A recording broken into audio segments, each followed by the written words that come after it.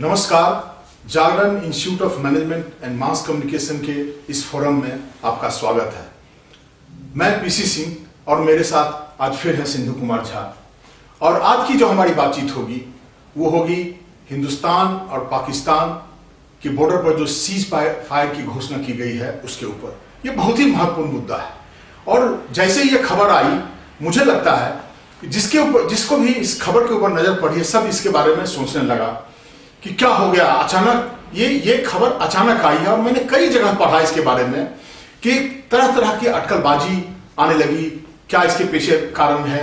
तो ये जो सबसे महत्वपूर्ण बात तो ये है, हालांकि मैं तो सरकार को बधाई देना चाहता हूं इस मुद्दे के ऊपर में। ये एक पॉजिटिव डेवलपमेंट है भाई। दोनों देश में, किसी दो देश में, आप हम लोग दोनों, हमारे देश से तो पाकिस्तान निकल गया, मेरा भाई है, तो अगर समझौता कुछ हो जाता है, शांति रहती है बॉर्डर पर, तो ये तो अच्छी बात है। तो सरकार को तो ये बधाई का पात्र सरकार अगर कुछ इस तरह का फैसला किया गया है। लेकिन ये इसके बारे में बाद में बात करेंगे। लेकिन जो सबसे महत्वपूर्ण बात है कि ये जो अचानक, ये जो कोई सोच ही नहीं सकता था कि अचानक जो जिस तरह का तनाव चल रहा है बॉर्डर पर, और ये फिर शांति की स्थापना होने में कई तरह की अटकलबाजी हो रही है कि कहीं इसमें अमेरिका की भूमिका है, किसी ने कहा कि चाइना की भूमिका है। मैं समझता हूं कि सिंधु झा से ज्यादा इस पर अच्छी तरह से बातचीत और मतलब समझने वाला और कम लोग होंगे जो इनकी विशेष रुचि रहती है अंतर्राष्ट्रीय संबंधों के बारे में। तो सबसे पहले तो हम लोग इसके ऊपर में थोड़ा बात करना चाहेंगे कि जब आपने देखा कि ये अचानक, हम लोग बात भी कर रहे थे कि ये घटना अचानक हुई है, तो आपको क्या लगा? और फिर जब आपको क्या लगता है कि इसके पीछे क्या बैकग्राउंड रहा, क्या कारण रहा है? देखिए, इंटरनेशनल रिलेशंस में टाइमिंग का बड़ा खेल है। टाइमिंग आपको देखना होगा कि किस समय में ये सीज फायर की घोषणा हुई। जस्ट कुछ दिन पहले हमने चाइना के साथ डी एस्केलेशन का प्रक्रिया, जो पहला फेज है, हमने काम किया है और पैंगोंग से एरिया से हम दोनों देशों की जो सेनाएं पीछे गई हैं।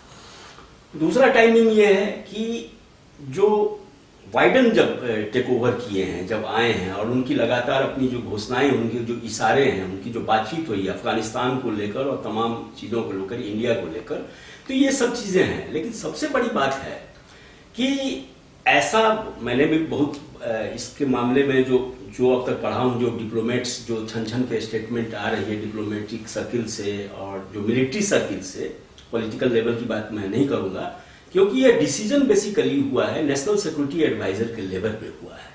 तो इसके पीछे एक बैक चैनल जो बातचीत करते हैं, पिछले द्वार से जो बातचीत, ये पिछले 1 महीने से चल रहा था जैसा कि माना जा रहा है। और एक चीज मैं आपको और बता दूंगा कि कुछ समय पहले जो पाकिस्तान का सबसे पावरफुल आदमी है, chief of army staff Qamar Javed Bajwa, उसने एक जगह बोला था कि एक बार हम लोगों को शांति से बातचीत करना चाहिए, इस क्षेत्र में तनाव घटाने के लिए शांति करनी चाहिए। तो बड़ा पॉजिटिव गया था। पाकिस्तान की अपने अंदरूनी हालात बहुत खराब हैं, उसकी इकोनॉमी बहुत नीचे जा चुकी है और जस्ट इस बातचीत सीज फायर के घोषणा से जस्ट पहले, 1 दिन पहले ही एफटीएफ में जो फाइनेंशियल एक्शन टास्क फोर्स है, उसने उसको ग्रे लिस्ट में डाल दिया जो कि जून तक चलेगा।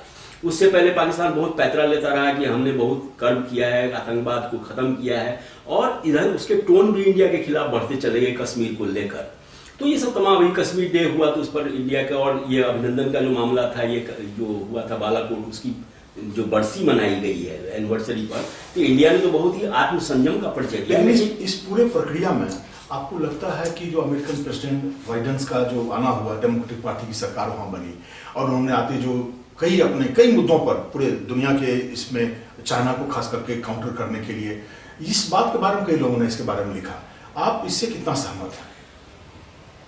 डोनाल्ड ट्रंप चाहते थे कि अमेरिकन फौज हट जाए, एक सेफ गलियारा वो चाह रहे थे, लेकिन बाइडन रिपब्लिकन के व्यू को एक्सेप्ट नहीं किए हैं। बाइडन चाहते हैं कि जब तक पूरा पाकिस्तान उसमें इन्वॉल्व नहीं होगा, नए सिरे से तालिबान से बातचीत पूरी नहीं होगी, और जब तक पाकिस्तान उसमें शामिल नहीं होता है, पाकिस्तान को कॉन्फिडेंस में नहीं लिया जाएगा, तब तक अफगानिस्तान की पॉलिसी सफल नहीं होगी। ये बात बाइडन ने और उनके जो नेशनल सिक्योरिटी एडवाइजर हैं ब्लिंकन, उन्होंने भी इशारे में कह दिया है।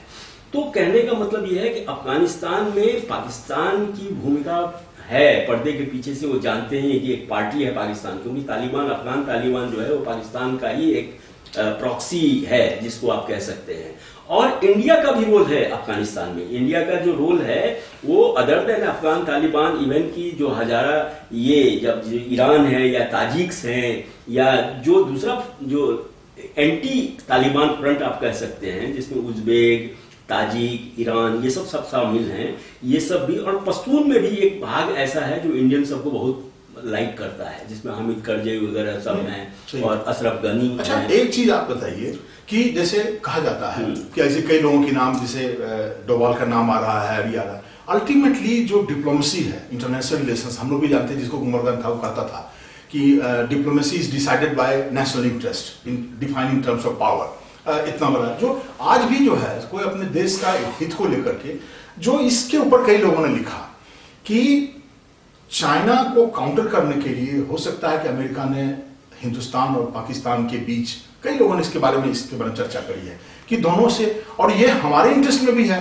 हमको याद है प्रिंट पर एक बार शेखर गुप्ता एक नहीं, लेकिन चाइना जो फैक्टर है ना, जो आप कह रहे हैं कि अमेरिका चाहता है, लेकिन चाइना को पाकिस्तान नहीं छोड़ सकता ना। पाकिस्तान के साथ उसका आयरन ब्रदर्स का रिलेशन, जिस बात की चर्चा मैं कर रहा हूं कि जैसे शेखर गुप्ता ने कहा था कि नरसिम्हा राव से कई बार मिले और जब उनसे बात होती थी तो उन्होंने बोला कि ये रिकॉर्ड पर नहीं है, उन्होंने कहा कि चाइना हमको परेशान कर रहा है, जिस दिन अगर चाइना से तुम डील करना चाहते हो तो पाकिस्तान से तुमको सुलह करना पड़ेगा। और देखिए राजनीति में ना भाई, सोवियत यूनियन तो मेरा दोस्त था ना, आज तो नहीं है, तो कल पाकिस्तान तो अमेरिका की गोद में बैठा हुआ था, आज चाइना का गोद में बैठा हुआ। तो क्या आपको लगता है इसमें कुछ परिवर्तन की बात हो सकती है? क्या कुछ लग रहा है आपको इस तरह पर? देखिए, दो तीन चीजें हैं। एक चीज आप वो जो मैंने जो टाइमिंग की बात की, उसके अलावा देखिए पॉलिटिकल परसेप्शन की बात जो आप कह रहे हैं, जब भी पॉलिटिकल लेवल पर, जब भी आवाम को खुश करने के लिए शांति का पैगाम, चाहे पाकिस्तान के राजनेताओं ने भारत को दी हो या भारतीय राजनेताओं ने दी हो, तो कभी न कभी मेजर स्ट्राइक हुआ है। फॉर एग्जाम्पल, जब लाहौर गए वाजपेयी जी, जब यहाँ प्राइम मिनिस्टर थे, उन्होंने शांति का पैगाम दिया और लाहौर गए, उसी के कुछ दिन के बाद करगिल की घटना सबको, पूरी दुनिया को पता है। इसी तरह बहुत अच्छे मुद्दे को आपने उठाया है 2000, और मैं आपको यही पूछना चाह रहा था। नहीं, 2015 में जैसे ही मोदी जी गए लाहौर, तो वो तुरंत हो गया उड़ी का, पठानकोट का, उसके बाद फिर उड़ी का, उसके बाद फिर बालाकोट। तो तमाम देखिए, जब राजनीतिक लेवल पर होता है तो वहां के मिलिट्री को ये खुश नहीं है। तो ये पहली बार ये अच्छी बात है कि मिलिट्री के लेवल, डीजीएमओ के लेवल पर ये प्रस्ताव हुआ है। और यही एक चीज है कि अगर मिलिट्री चाह रही है शांति, तो उसमें आप थोड़ा सा उम्मीद कर सकते हैं। वैसे ट्रस्ट डेफिसिट इतना ज्यादा है। आपको लगता है कि ये चलेगी बात, माने ये स्थिति बनी रहेगी पाकिस्तान से? पहले की तुलना में इसमें हमें कुछ लग रहा है कि कुछ हो सकता है स्टेबिलिटी, और इसमें हो सकता है कहीं न कहीं कि अमेरिका का भी दबाव हो दोनों के ऊपर। लेकिन इमरान खान ने दूसरे दिन कहा कि कश्मीर की बात को हम लोग आपस में सुलझा करके बात कर लेंगे। हाँ, कश्मीर पर जो अभी भी बोला है कि ये कोर इशू तो कश्मीरी का है, इस पर बातचीत करेंगे। अब देखते हैं कि कश्मीर के मुद्दे पर पर्दे के पीछे ये लोग क्या बात करते हैं। सही बात। हमको लगता है मुशर्रफ तो बहुत नजदीक पहुंच गए थे, आगरा में जब आए थे तो कश्मीर के मुद्दे पर तो बहुत नजदीक पहुंच गए थे। तो एन मौके पर ज्वाइंट कम्युनिकेशन नहीं हुआ, जो ज्वाइंट स्टेटमेंट नहीं जारी किया गया और वो बैकआउट कर दिए और चले गए थे अडवाणी जी की वजह से। जो उन्होंने जो कहा कि जो हॉक लोग हैं वो नहीं चाहते हैं शांति हो, क्योंकि उस पर बातचीत यही हुई थी कि क्यों नहीं जो लाइन ऑफ कंट्रोल है उसको हम इंटरनेशनल कंट्रोल माने। और हमको लगता है देखिए, आज नहीं तो कल अल्टीमेटली यही होगा।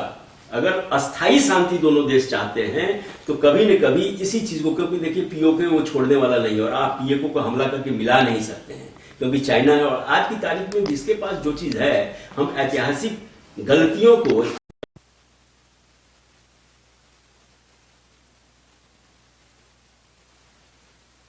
जो कश्मीर है वो पाकिस्तान ले लेगा या अमेरिका के कहने से इंडिया दे देगा, ये सब बात है। अभी अमेरिका ने स्टेटमेंट दिया है कि पाकिस्तान के साथ इंडिया का ये बायलैटरल इशू है और ये लाउड एंड क्लियर है। अमेरिकी प्रशासन ने साफ कहा है कि यह मुद्दा, कश्मीर का मुद्दा, जिस पर उसके साहब महमूद कुरैशी साहब जो हैं उसके फॉरेन मिनिस्टर, ये थोड़ा सा भड़क भी गए थे जी, क्या बोल रहा है, अमेरिकन सबके दिमाग में पता नहीं क्या है, वो लोग चीजें नहीं समझ पा रहे, मैंने बौखलाहट थी।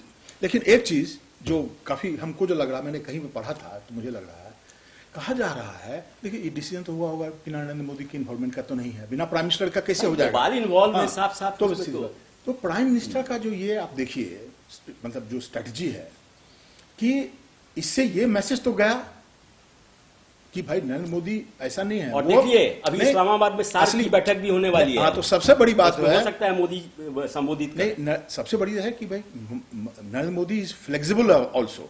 तो मुझे लगता है कहीं ना कहीं इसका लिंक क्या ये किसान आंदोलन, हालांकि कोई मैंने देखा नहीं, लेकिन कहीं नरेंद्र मोदी ये कर नहीं दोनों के अपने अपने डोमेस्टिक मेरे कहने का मतलब ही है कि किसान के आंदोलन के ऊपर में कहा जा रहा है कि नरेंद्र मोदी एकदम एडमेंट है। तो नरेंद्र मोदी ने इस प्लेटफॉर्म देखा कि पाकिस्तान जैसे मुद्दे पर मैं झुकने की बात मैं नहीं कहूंगा, फ्लेक्सिबल हो सकता हूं। तो ये भी एक तीर से तीन निशान करने की बात हो सकती है। और दूसरी बात है, एक बात तो पाकिस्तान की भी बात आप कीजिए, जब यहाँ फार्मर हो रहा है तो वहां भी तो हो रहा है। वहां का भी विपक्ष जो है इमरान खान को हटाने के लिए आमदा है, एकदम हटाने के लिए हो रहा है। दिन रात वहां पर देख लीजिए आपका जो ये तफज्जुज मूवमेंट है खैबर का पश्तून, वो सब वो है नवाज शरीफ की जो बेटी है मरियम नवाज, ये सब तमाम सारे लोग। और चाइना ने भी हिंदुस्तान के इसमें जब से ये दूसरी बात पाकिस्तान ने वो देख भी लिया, चेंज किया नहीं पाकिस्तान ने ये भी देख लिया कि चाइना ऐसा पावरफुल आदमी जब पीछे हटने के लिए मजबूर हो गया तो हम किस खेत की मूली नहीं चाइना ने भी अपना पॉलिसी में चेंज किया है। जब देख रहा कि अमेरिका में डेमोक्रेसी वाइडेंस आया है, वो चीजों को हम मेरी घेराबंदी कर रहा है, तो उसने भी अपना पेसिफाई करने का कोशिश किया। ये भी मैं श्याम सरन के लेख में देख रहा था, जो सेंटर फॉर पॉलिसी रिसर्च में उन्होंने जो लिखा है, इस चीज के बारे में उन्होंने चर्चा किया। तो चीजें कहीं न कहीं से जुड़ी हुई हैं। तो मैं आपको पहले दिन जो कहा था, जो छाओ खान, वो छाओ खान अब रंग दिखा रहा है। शांति का पैगाम है। दुनिया देखिए तभी आर्थिक तरक्की करेगी जब राजनीतिक रूप से स्थिरता हो, शांति हो। ये सब देश जानते हैं। आज की तारीख में कोई वार नहीं करना चाहता है। लेकिन हमारे यहाँ हिंदुस्तान और पाकिस्तान के बीच एक इतना बड़ा मुद्दा जुड़ा हुआ है, विश्वास खत्म। विश्वास ही नहीं ना, ऐसा मुद्दा है कि ये विश्वास नहीं होता है कि ये समझौता हो जाएगा। लेकिन कई ऐसे मुद्दे हैं, जब हमने देखा कि बर्लिन वॉल को डिमोलिश किया गया और कई ऐसी घटना घटी हैं, तो हो तो कुछ सकता है। आपको आपके पास इसकी इच्छा होनी चाहिए,